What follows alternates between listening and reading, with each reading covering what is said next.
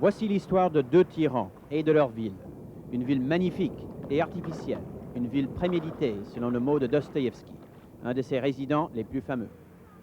Le fondateur était Pierre le Grand, le tsar grandiose, qui a décidé d'ouvrir une fenêtre sur l'Europe et qui a sacrifié des centaines de milliers de vies pour ériger sa création dans un marécage. L'usurpateur était Vladimir Ilyich Lénine. Dans cette ville, il a lancé sa révolution et son système, un système qui, à son tour, a broyé des millions de vies. Après sa mort en 1924, le régime bolchevique a décidé que la ville porterait son nom. Nikita Tolstoï, né avec la Révolution, fils de l'écrivain Alexei Tolstoï, député parlementaire et maintenant le président du comité des Péterbourgeois. Son but, dit-il, est de corriger une injustice historique envers Pierre. C'est une chose tout à fait indécente. J'ai du mauvais goût à l'extrême de changer le nom d'un enfant qui est donné par son père, qui a concevé cet enfant, qu'il a éduqué, qu'il a enfin mis sur pied. Mais d'autres voient leur ville non pas comme l'enfant, la création du tsar, mais comme le berceau de la Révolution et surtout comme le symbole de la guerre et de ses souffrances. Au cimetière Piskerovski, les morts du siège de Leningrad sont enterrés dans des fosses communes, année par année.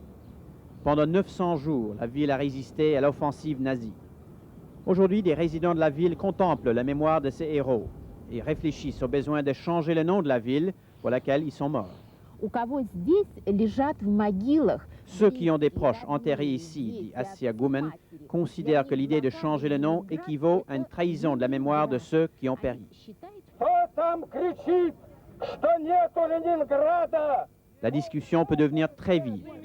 Cette manifestation, organisée par le comité pour défendre Leningrad, composé de vétérans du siège, est vite devenue une confrontation mouvementée. Lénine n'a jamais créé quoi que ce soit ici, dit-il. Il n'a fait que détruire.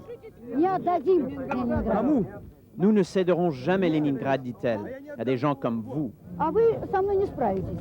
Et un dernier commentaire d'un autre ancien résident fameux, l'écrivain et lauréat du prix Nobel, Joseph Brodsky. Le retour d'exil de Lénine en 1917, écrit-il, a été un désastre pour la nation et un salut pour la ville. Le chef bolchevique a déménagé la capitale à Moscou. La ville a évité la honte de devenir le siège du gouvernement communiste. Et la ville reste préservée dans la forme et la splendeur conçues par Pierre. Uniquement pour cela, estime Brodsky, Lénine mériterait ses monuments dans cette ville rebaptisée. Ici Don Murray, à Leningrad.